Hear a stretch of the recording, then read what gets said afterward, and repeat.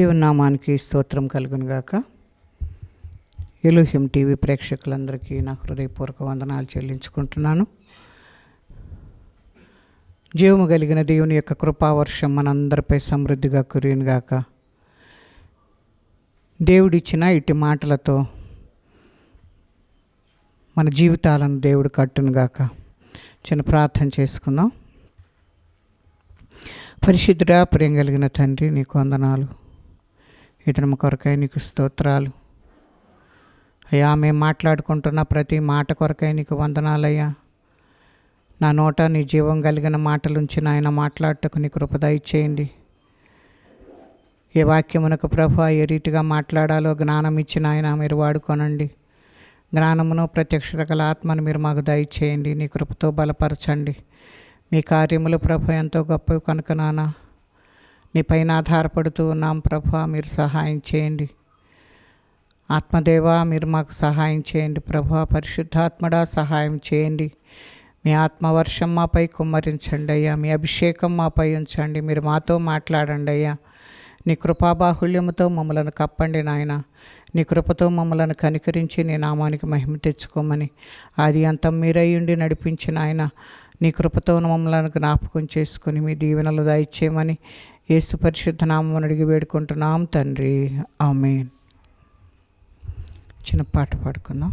అబ్బా తండ్రి, అబ్బా తండ్రి పాట పాడేదా, యేసయ్య యేసయ్యని నాట్యమాడేదా.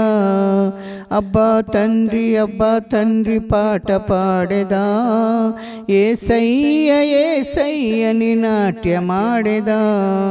చిన్ననాటి చెలికాడవు, ముద్దుగానే పెంచావు, నీవు తప్ప నాకు ఎవరు తండ్రి లేరయ్యా.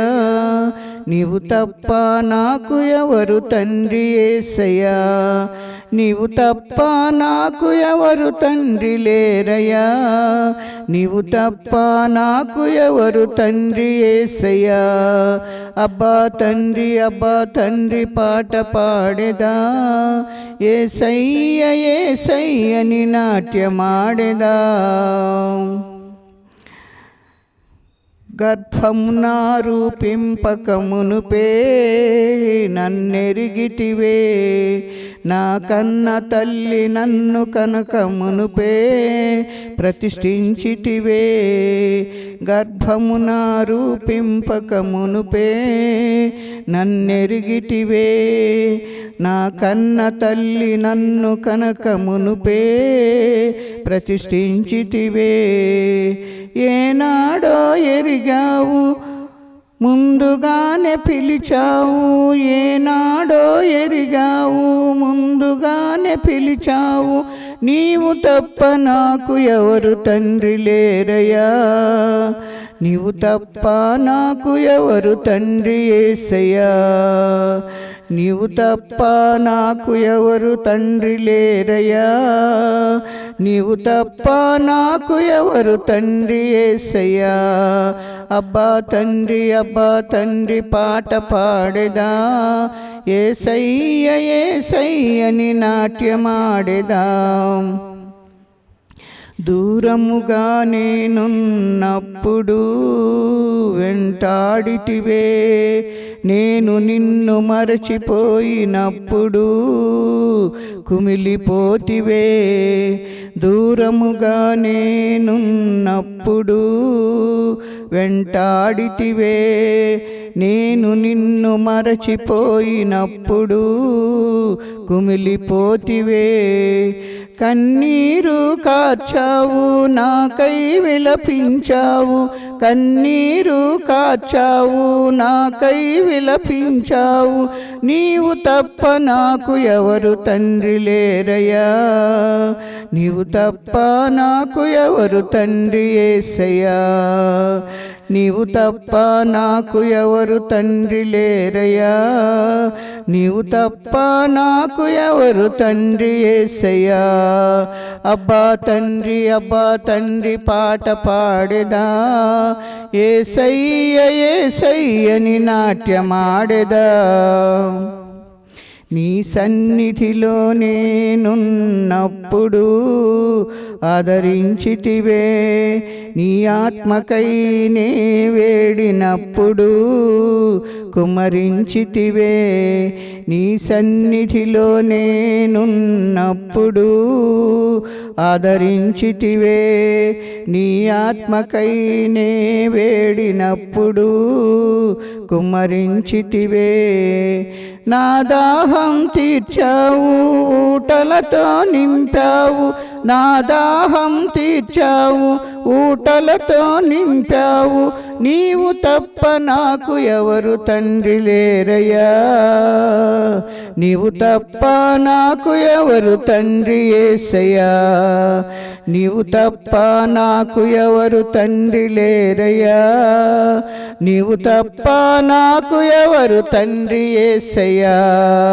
అబ్బా తండ్రి, అబ్బా తండ్రి పాట పాడేదా, యేసయ్య యేసయ్యని నాట్యమాడేదా.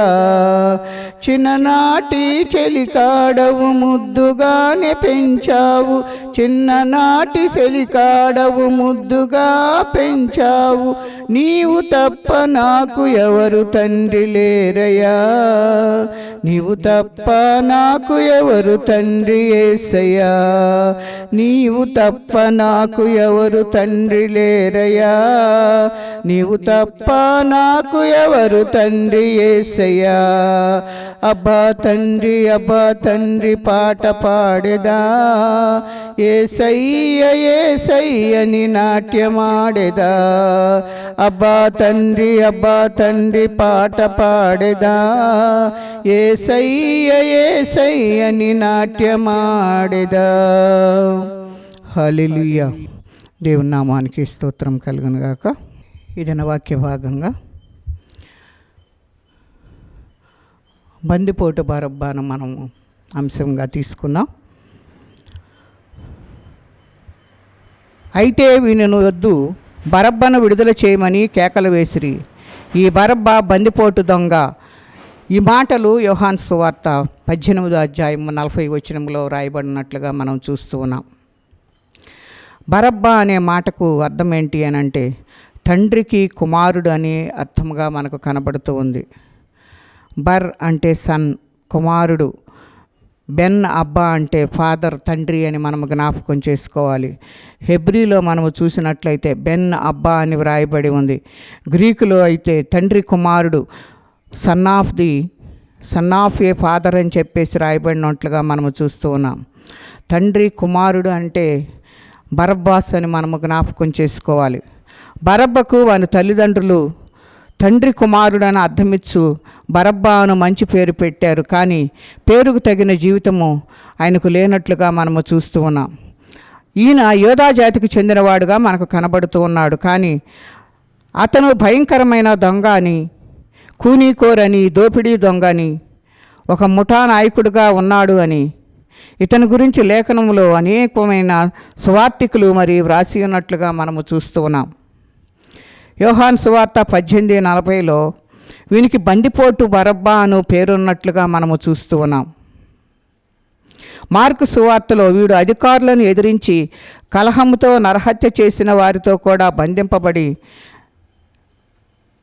అక్కడ ఉన్న బరబ్బా అని ఒక పేరు ఆయనకు ఉన్నట్లుగా చూస్తూ ఉన్నాం. మత్తయి సువార్తలో చూస్తే ప్రసిద్ధి చెందిన ఖైదీ ఎన్నోసార్లు జైలుకు వెళ్ళినట్లుగా మనము చూస్తూ ఉన్నాం. యోధా జాతిని పరిరక్షించాలన్న నియమాన్ని బరబ్బా బాగా అలవర్చుకున్నట్లుగా చూస్తూ ఉన్నాం. తాను చేసిన దుర్మార్గములను, హత్యలను, రేపిన అల్లర్ల కారణంగా డబ్బును తీసుకుని అధికారుల పక్షాన వారి మరి పంచన బ్రతికే వ్యక్తిగా ఈ బరబ్బా మనకు కనబడుతూ ఉన్నాడు. చేసిన పాపములకు చెరసాల పాలైనట్లుగా చూస్తూ ఉన్నాం. అటువంటి కూనీకోరును విడిపించాలని ప్రజలందరూ కూడా ఎంతగానో కోరుకున్నారు. ఇన్ని రీతులుగా చేస్తున్న ఆ వ్యక్తిని కావాలని కోరుకుంటున్నారు. కానీ ఏ పాపము లేని యేసయ్యను మాత్రం సిలువకు అప్పగించాలని, ఆయన శిక్షించాలని చెప్పేసి వారు ఎంతగానో కేకలు వేస్తున్నట్లుగా ఉన్నాం. ఇంతకుముందు భాగాల్లో మనము చూసినట్లుగా వారి కేకలే గెలిచెను, అల్లరి ఎక్కువ అవుతున్నదని పిలాతు తను ఏం చేశాడు అంటే ఈ అల్లరి మూకతోటి మరి ఏమీ చేయలేని పరిస్థితుల్లో ఆయన మరి ఉన్న సమయంలో ఆయన ఏం చేశాడు అని అంటే, మీకు ఇష్టమైనట్టు చేసుకోండి, మరి నేను ఆయన మీ చేతికి అప్పగిస్తున్నాను అని చెప్పేసి ఆయన అక్కడ వారందరి ముందు చేతులు కడుక్కున్నట్లుగా మనం చూస్తూ ఉన్నాం. అందుకే వారు వేస్తున్న ఆ కేకలను చూసి వారి కేకలే గెలిచెను అని చెప్పేసి వాక్య భాగము మనకు తేటగా తెలియజేస్తూ ఉంది. అల్లరి మోక ఎక్కువగా అరుస్తూ ఉన్నారు. ఆయన సిలువ వేయాలని, ఈ బందిపోటు దొంగను విడిపించాలి అని ఎంతగానో మరి వాళ్ళందరూ కూడా కేకలు వేస్తున్నట్లుగా మనం ఇక్కడ చూస్తూ ఉన్నాం. ఇక్కడ పరిస్థితి అంతటినీ మనము జ్ఞాపకం చేసుకుంటే, ఈ లోకపరంగా మనము చూస్తే మంచి చేయాలంటే చాలా కష్టము, చెడు చేయాలంటే క్షణం పట్టదు. కానీ ఆ చెడ్డవాణిని అంగీకరించడానికైనా ఇష్టపడ్డారు. కానీ ఏ దోషము లేని యేసయ్యను మరి స్వీకరించడానికి వాళ్ళు ఇష్టపడినట్టుగా మనకు కనబడట్లేదు. ఇశ్రాయేలీయులకు దేవుడు స్వాస్థ్యముగా ఇచ్చిన దేశాన్ని అన్యరాజులు దాడి చేసి ఆక్రమించుకున్నట్లుగా బైబిల్ గ్రంథంలో మనము చూస్తాం. అనేక రాజ్యాలు దాడి చేశాయి. చివరకు రోమావారు యూదులను చేజిక్కించుకొని రాజ్యాన్ని ఏలడం తాము భరించలేక తిరుగుబాటు చేయుటకు ఈ బరబ్బను అతని అనుచరులను వాడుకున్నట్లుగా మరి బైబిల్ గ్రంథంలో మనం చూస్తూ ఉన్నాం. లూకాసు వార్త 13:1 పిలాతు గలిలయులైన కొందరి రక్తమును వారి బలులతో కలిపి ఉండెను. ఈ హింసలో కూడా బరబ్బ హస్తం ఉన్నట్లు చరిత్ర పుటల్లో మనము మరి జ్ఞాపకం చేస్తూ ఉన్నారు. దేవునికిచ్చే బలులలో పశువుల రక్తముతో పాటు మనుషుల రక్తమును కూడా కలిపేవారంటూ మరి అనేకమైన గ్రంథాల్లో మరి మనకు తెలియని ఎన్నో ఉన్నాయి. ఈ విషయాలన్నిటిని కూడాను అనేకమైన గ్రంథాలు మరి బైబిల్ గ్రంథము కాకుండా వేరే గ్రంథాల్లో మత గ్రంథాలు ఎన్నో చాలా ఉన్నట్లుగా మనము చూస్తూ ఉన్నాం. ఇక్కడ మరి పశువులను బలి అర్పించే సమయంలో మనుషుల యొక్క రక్తాన్ని కూడా కలిపి మరి అపవిత్రపరుస్తున్నట్లుగా మనం ఇక్కడ చూస్తూ ఉన్నాం. ఇటువంటి నేరాలతో బరబ్బను ప్రధాన యాజకులు ఉపయోగించుటకు చరిత్ర ఆధారాలు ఉన్నట్లు కూడా మనకు తెలుస్తూ ఉన్నాయి. అపోస్తుల కార్యములు 5వ అధ్యాయంలో మనం జ్ఞాపకం చేసుకుంటే, దూదా లేచి ఒక గొప్పవాడమని చెప్పుకొనెను, 300 దినములకు 400 మంది మనుషులను వానితో కలుసుకొనిరి, వాడు చంపబడును, వానికి లోబడిన వారు అందరూ వ్యర్థులైరి. తరువాత యోధా అను ఒకడు వచ్చి ప్రజలను తిరుగుబాటు చేయి ప్రేరేపించెను, వాడు కూడా నశించెను. వాని మాట వినిన వారు చెదరిపోయిరి. వీరి తిరుగుబాటు తనమునకు కూడా కారకుడు బరబ్బానేనని చరిత్రలో ఆధారాలుగా మనకు చూపిస్తూ ఉన్నారు. ఈ అల్లలలో ప్రజలు గోల చేస్తే బరబ్బను విడుదల చేస్తారని ప్లాన్ చేసి కేకలు వేయించినట్లుగా కూడా మరి ఇక్కడ ఈ బరబ్బాను గురించి దేవుడు మనకు హెచ్చరిక చేస్తూ ఉన్నాడు. మనం ఎప్పుడు కూడాను అల్లరి మోకలతో కలిసి మరి అల్లరిగా ఉండటము దేవునికి ఇష్టము లేదు. కానీ బరబ్బా ఏం చేశాడంటే ఈ అల్లరి మోకతో కలిసి వాళ్ళందరినీ మరి యేసుని సిలువ వేయాలని కేకలు వేయించటలో మరి అక్కడ ప్రజలందరూ కూడాను అదే గోలతో ఉన్నట్లుగా మనము చూస్తూ ఉన్నాం. ఆ కేకలు వేసినప్పుడు వాళ్ళు ఏమంటున్నారంటే, ఎవరిని విడుదల చేయాలి అని అంటే బరబ్బానే విడుదల చేయండి, ఆయనను సిలువ వేయండి అని మరి ఆ సిలువ వేసినట్లుగా మనము చూస్తూ ఉన్నాం. ఈ లోక సంబంధంగా మనం కూడా చూస్తే న్యాయమునకు స్థానం ఉండదు, కానీ అన్యాయమునకు ఎక్కువగా స్థానం ఉంటుంది. ఒక మంచి చేస్తే దాని విషయం ఎవరు మాట్లాడుకోరు, కానీ ఆ చెడు విషయం మాత్రం లోకమంతా చాటిస్తూ ఉంటారు. మంచిని గురించి ఎవరు కూడాను మాట్లాడుకోరు. యేసయ్య మంచితనాన్ని బట్టి, యేసయ్య చేస్తున్న మరి కార్యములను బట్టి ఎవరు కూడాను వాటిని జ్ఞాపకం చేసుకోలేదు. కానీ ఈ అల్లరి మోకలతో కలిసి ఇలాంటి అల్లరి పనులన్నీ చేసే ఈ బరబ్బాను మాత్రం విడుదల చేయమని కోరుకుంటున్నారు. ఈ లోకంలో న్యాయం ఎలా ఉంటుంది అని అంటే అన్యాయం వైపే ఎక్కువగా న్యాయం జరుగుతూ ఉంటుంది. న్యాయం వైపు ఎవరు కూడా సరైన రీతిలో నిలబడేవారుగా ఉండరు. అదే స్థితిలో దేవుడు మరి అన్యాయస్తుడిగా అక్కడ వారి ముందు నిలబడ్డట్టుగా మనము చూస్తూ ఉన్నాం. వారి కేకలే గెలిచినట్లుగా మనము చూస్తూ ఉన్నాం. ఈ బరబ్బాను మనము జ్ఞాపకం చేసుకుంటే, ఆ బరబ్బాను ఎంత మరి దొంగగా కనబడుతున్నాడు, కూనీకోరుగా కనపడుతున్నాడు. ఎందుకు అలాంటి వ్యక్తిని వాళ్ళు విడుదల చేయాలి అని కోరుకుంటున్నారంటే, నేను రాజును అన్న ఒక మాట కొరకు ఆయన ఒకవేళ మనం ఆయన రాజు అయితే ఇవన్నీ కూడా మనకు లేకుండా పోతాయని ఒక దురభిమానాన్ని బట్టి వారు సిలువ వేయటానికి ఆయన్ను అప్పగించినట్లుగా మనము చూస్తూ ఉన్నాం. యూదులందరూ బరబ్బను విడుదల చేయాలని కోరుకొనుచున్నారు, కానీ యేసును విడుదల చేయాలని వారు ఎప్పుడు కూడా కోరుకున్నట్లుగా గ్రంథంలో వ్రాయబడి ఉండలేదు. కనుక బరబ్బకు పడాల్సిన సిలువ శిక్ష యేసుకు పడినట్లు వాళ్ళు కేకవేసినట్లుగా మనము చూస్తూ ఉన్నాం. లూకా సువార్తలో మనిషి కుమారుడు పాపిష్టులైన మనుషుల చేతికి అప్పగింపబడి సిలువ వేయబడి 3వ దినమున లేవలసినదని ఆయన మీతో చెప్పిన మాటలు జ్ఞాపకం చేసుకుండని వారితో అనిరి. బరబ్బా లాంటి హంతకుల కొరకు ఆయన మరణించినట్లుగా మనము చూస్తూ ఉన్నాం. బరబ్బా ఒకవేళ హంతకుడు అయి ఉండొచ్చు, దొంగతనం చేయవచ్చు, కూనీకోరుగా ఉండొచ్చు, అనేకులను చంపవచ్చు, కానీ ఆయన ఏంటి అంటే నీతిమంతుల కొరకు రాలేదు కానీ పాపుల కొరకు మాత్రమే వచ్చానంటున్నాడు. నశించిన దాన్ని వెదకి రక్షించుటకు మనిషి కుమారుడు ఈ లోకమునకు వచ్చినని లూకా సువార్త 19వ అధ్యాయం 10వ వచనములో ప్రకారంగా నశించిపోతున్న ఈ మానవాళ్ళందరి కొరకు ఆయన ఈ లోకానికి వచ్చినట్లుగా మనము చూస్తూ ఉన్నాం. వారిలో ఉన్న ఈ దొంగ బరబ్బాను కూడాను మరి దేవుడు రక్షించటానికి ఆ సిలువ దగ్గరకు వచ్చినట్లుగా మనము చూస్తూ ఉన్నాం. బరబ్బా మరి హంతకుడే, వాడిని రక్షించడానికి యేసయ్య సిలువ వేయబడటానికి వచ్చినట్లుగా మనము చూస్తూ ఉన్నాం.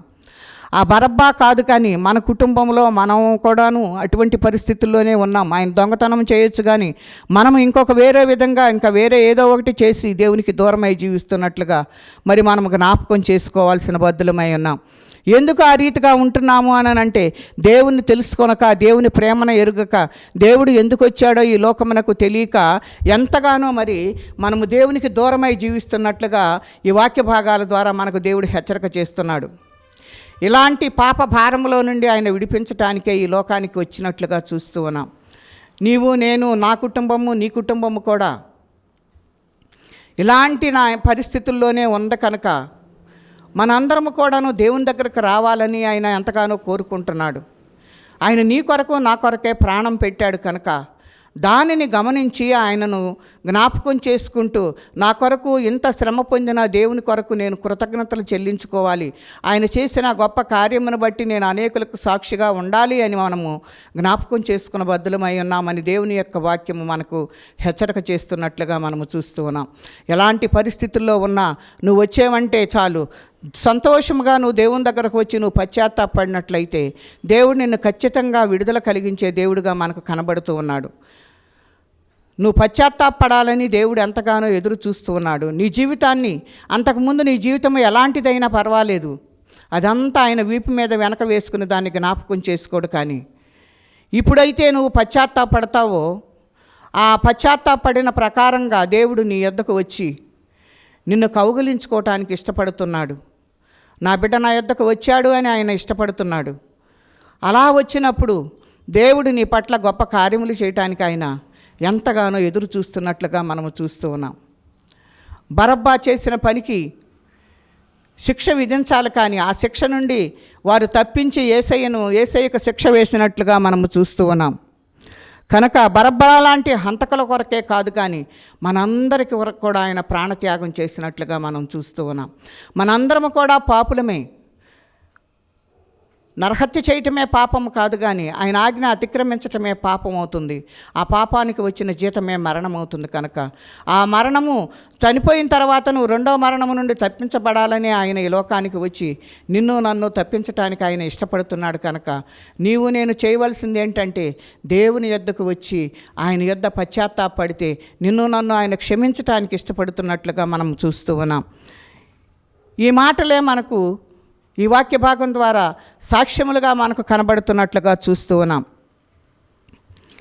అయితే బరబ్బా విడుదల పొందాక తాను ఎంతో పశ్చాత్తాపడినట్లు తోటి ఖైదీలు, దొంగలు మాటల యొక్క ఆధారాలు ఉన్నాయని, నా కోసం నాకు డబ్బిచ్చిన ప్రధాన యాజకులు, అధికారులు, దొంగలు తప్ప ఎవరూ నా కోసం రాలేదు, కానీ ఈ నిరపరాధి కోసం ఇన్ని వేల మంది రావడం బరబ్బా మనసును కలిచివేసి కన్నీటితో ప్రభు కోసం పరుగులెత్తినట్లుగా చూస్తూ ఉన్నాం. అప్పటికే సిలువ వేయబడిన యేసు యొద్దకు వెళ్ళి ఏడ్చాడు. ఈ బరబ్బా మరి తొలుత దొంగగా కూనీకోరుగా బ్రతికి కొందరి మేలునే కోరుకున్నాడు. అందరి మేలు కోరి సిలువుపై వేలాడుతున్న యేసు బలమైన సాక్షిగా మరి ఈ సజీవ సాక్ష్యం ఇచ్చే బరబ్బే మనకు కనబడుతున్నట్లుగా మనము చూస్తూ ఉన్నాం. కనుక బరబ్బా మరి ఎంత కూనికోరైనా కూడాను దేవుని దగ్గరకు వెళ్ళి పశ్చాత్తాపడ్డట్టుగా చూస్తూ ఉన్నాం. ఇప్పటి వరకు నువ్వు ఏ స్థితిలో ఉన్నావో ఒకసారి జ్ఞాపకం చేసుకొని దేవుని సన్నిధికి నువ్వు గనక వచ్చి పశ్చాత్తాపడినట్లయితే బరబ్బాకు విడుదలనిచ్చిన దేవుడు నీకు కూడా విడుదల ఇవ్వటానికి ఆయన ఇష్టపడుతున్నాడు. నువ్వు ఎలాంటి స్థితిలో ఉండినా పర్వాలేదు, నేను ఇలా ఉన్నాను కదా నేను మార్చుకుంటానంటే అది మన వల్ల అయ్యే పని కాదు. కానీ నువ్వు దేవుని యొద్దకు వస్తే అన్నిటినీ సరిచేయగలిగిన సామర్థ్యం ఆయనలో ఉంది. ఏ పరిస్థితినైనా మార్చడానికి ఆయనకు సామర్థ్యం ఉంది. కనుక ఆయన యొద్దకు నువ్వు వెళ్ళినట్లయితే ఆయన నిన్ను మార్చి నిన్ను సజీవ సాక్షిగా నిలబెడతాడు. మరి ఈ బరబ్బానే మనకు సాక్ష్యముగా కనబడుతున్నట్లుగా మనము చూస్తూ ఉన్నాం. ఈ కూనికోరు దొంగ అని అందరూ ముద్ర వేసిన వ్యక్తే దేవునికి మరి అక్కడ సజీవ సాక్ష్యంగా నిలబడ్డట్టుగా చూస్తూ ఉన్నాం. ఎప్పుడు అని అంటే దేవుని సన్నిధికి వచ్చి నువ్వు పశ్చాత్తాపడి నీలో ఉన్న ప్రతిదీ విడుదల పొందినప్పుడు మాత్రమే నువ్వు ఆయనకు సాక్షిగా నిలబడగలుగుతావు. కనుక బరబ్బాను రక్షించిన దేవుడు నిన్ను కూడా రక్షించడానికి ఆయన ఇష్టపడుతున్నట్లుగా మనం చూస్తూ ఉన్నాం. దీనిలో మనం ఒక ఉపమానం నేర్చుకోవచ్చు. అది ఏంటి అని అంటే మనము పాటలు ఇదివరకు పాడేవాడు బాబన్నని. ఆ బాబన్నను మనం జ్ఞాపకం చేసుకున్నట్లయితే మరి ఆయన ఒక మంచి సేవకుడుగా మనకు కనబడుతున్నాడు. పాటలతోనూ వాక్యముతోనూ మరి తొందరగా మరి ప్రజలను ఆకట్టుకొని మంచి సేవ చేసినట్లుగా మనము చూస్తూ ఉన్నాం. ప్రభు పిలుపును మరి ఆ రీతిగా ప్రార్థన చేస్తూ వాక్యం చెబుతూ పాటలు రాసి పాడుతూ మరి ఒక దేవునికి ఇష్టమైన బిడ్డగా జీవించి మరణించినట్లుగా చూస్తూ ఉన్నాం. కానీ గత జీవితంలో ఆయన చరిత్ర ఏంటి అని అంటే ఒక నేరస్తుడిగా దొంగగా బ్రతికి చెరలో వేయబడి ఘోరంగా హింసింపబడి గాయపరచబడినట్లుగా మరి అనేకమైన సాక్ష్యములు ఆయన గురించి మాట్లాడుతూ ఉన్నాయి. ఒకరోజు ఆ చెరసాల్లో ఉన్నప్పుడు ఆ ప్రభు యొక్క వెలుగు రూపంలో బాబన్నను దర్శించినప్పుడు ఆ రోజు నుండి పోలీసులు కొట్టడం మానేసి ఆయన్ను మరి మర్యాదపూర్వకంగా బాబన్న అని పిలుస్తూ పోలీసులు కూడా అది గమనించుకున్నారు. ఎందుకంటే దేవుని యొక్క వాక్యపు వెలుగులో మనం సమస్తమును కూడా సరిచేయబడతాం. కనుక దేవుడు ఎప్పుడైతే ఆ వెలుగుతో బాబన్నను దర్శించాడో ఆ దర్శించినప్పుడు మరి పోలీసులకు కూడా మరి ఆయనపై దయ కలిగి మరి ఆయన గౌరవంగా బాబన్న అని పిలుస్తూ మరి చాలాసార్లు వాళ్ళ ముందు సాక్ష్యం చెప్పినట్లుగా కూడా మరి మనకు సాక్ష్యములు ఉన్నట్లుగా మనము చూస్తూ ఉన్నాం. బాబన్న చేసిన పాపాలకు పశ్చాత్తాపడి కన్నీటితో ప్రార్థనలో అనేక మందిని ప్రభు దగ్గరకు నడిపించిన వాడుగా మనకు కనబడుతున్నాడు. ఆయన యేసయ్యకు సాక్షిగా ఉన్నట్లుగా మనము చూస్తూ ఉన్నాం. ఆయన వంటి నేరస్తులు ఎందరో యేసు కొరకు పట్టుబడి గొప్ప సాక్షులుగా ఉన్నట్లుగా మనము చూస్తూ ఉన్నాం. మరి నీవు నేను ఏ రూపంలో ఉన్నాం, దేవుడి కొరకు మరి ఏ సాక్షిగా నువ్వు నిలబడుతున్నావు అనేది ఒకసారి మరి గ్రహించుకోవాలని దేవుడు మనకు హెచ్చరిక చేస్తూ ఉన్నాడు. ఈ సాక్ష్యాన్ని మనం జ్ఞాపకం చేసుకుంటే ఈయన కూడా ఒక నేరస్తుడిగానే కనబడుతున్నాడు. కానీ దేవుని యొక్క వెలుగులో తన జీవితాన్ని సరిచేసుకున్నప్పుడు ఆయన ఎంతగానో మరి రక్షించబడి పాటలు పాడుతూ వాక్యాన్ని బోధిస్తూ అనేక ఖైదీలను ప్రార్థన ద్వారా మరి దేవుని యొక్క వాక్యము ద్వారా మరి అనేకులు పట్టబడినట్లుగా ఆయన మరి సజీవ సాక్షిగా నిలబడ్డట్టుగా మనం చూస్తూ ఉన్నాం. ఇప్పుడు ఆయన చనిపోయినప్పటికీ కూడాను ఆయనను కూడా మనము జ్ఞాపకం చేసుకుంటూ ఉన్నాం. యేసయ్య కూడా నీ కొరకు నా కొరకు నీ పాపాల కొరకు నా పాపాల కొరకు చనిపోయాడు. చనిపోయి కూడా ఆయన మనకు సాక్షిగా నిలబడ్డట్టుగా మనం చూస్తూ ఉన్నాం. మన పరిస్థితులు ఎలా ఉన్నాయో మనలను మనము సరిచేసుకుని దేవుని సన్నిధికి వచ్చినట్లయితే బరబ్బాను క్షమించిన దేవుడు బాబన్నను క్షమించిన దేవుడు నిన్ను నన్ను కూడా క్షమించడానికి ఇష్టపడుతున్నాడు. ఎప్పుడు అని అంటే నువ్వు దేవుని వెలుగులో నిన్ను నువ్వు సరిచేసుకుని నువ్వు పశ్చాత్తాపడి దేవుని సన్నిధిలో ఉన్నప్పుడు మాత్రమే ఈ కార్యములు జరుగుతాయని వాక్య భాగం ద్వారా దేవుడు సెలవిస్తూ ఉన్నాడు. కనుక మనము కూడా ఏ పరిస్థితుల్లో ఉండినా దేవుని యొద్దకు వచ్చి దేవునితో సహవాసం చేసి మన పాపములన్నీ కూడాను ఆయన సన్నిధిలో కన్నీటితో మనము కడిగి వేసుకున్నట్లయితే దేవుడు క్షమించగలిగిన సామర్థ్యము కలిగిన దేవుడు. కనుక మరి కన్నీటితో మరి ఆయన పాదాలు తడిపింది, తల వెంట్రుకలతో మరి ఆయన పాదాలు తుడిచింది, కన్నీటి ప్రార్థనతో మరి ఉన్నది కనుక ఆమె విస్తారంగా ఏడ్చింది. ఆ విస్తారమైన ఆమె చేసిన పాపాలు క్షమించబడ్డాయి. మనము కూడా ఆ రీతిగా విస్తారంగా దేవుని సన్నిధిలో పశ్చాత్తాపడినట్లయితే మనము చేసిన ప్రతి విస్తారమైన పాపాన్ని దేవుడు తన వీపు మీద మోసుకుని ఆ భారము నీకు లేకుండా చేసి నీ కొరకు ప్రయాసపడి ఆయన ప్రాణం పెట్టాడు కనుక ఆయనను హత్తుకొని నువ్వు జీవించినట్లయితే నీకు పాప క్షమాపణ ఇచ్చి ఆయన నిన్ను రక్షించడానికి ఇష్టపడుతున్నాడు కనుక ఆ ఇష్టమైన చేతుల్లోకి మనం వెళ్ళినట్లయితే మనకెంతో భద్రత ఉంటుంది కనుక చూడుమో నా అరచేతుల్లో నేను నిన్ను చెక్కుకొని ఉన్నానని దేవుడు మనతోటి మాట్లాడుతూ ఉన్నాడు కనుక దేవుడు మాట్లాడిన ప్రతి మాటను బట్టి మనము జ్ఞాపకం చేసుకుంటే దేవుడు నీ ఎడల నా ఎడల చేసిన ఈ గొప్ప కార్యమును బట్టి ఇట్టి త్యాగమును బట్టి సాక్ష్యం ఇస్తూ ఉన్న ఈ వాక్య భాగాలను బట్టి మనము జ్ఞాపకం చేసుకుంటూ దేవుని సన్నిధిలో పశ్చాత్తాపడినట్లయితే నిన్ను నన్ను రక్షించి ఆయన రాజ్యవారసులుగా చేసుకోవటానికి ఆయన ఇష్టపడుతూ ఉన్నాడు గనక అట్టి కృప పరిశుద్ధాత్మ దేవుడు మనకు తోడై ఉండి నడిపించునుగాక. దేవుడి కొద్ది మాటలు మన వినికిడిలో దీవించి ఆశీర్వదించునుగాక. చిన్న ప్రార్థన చేసుకుందాం.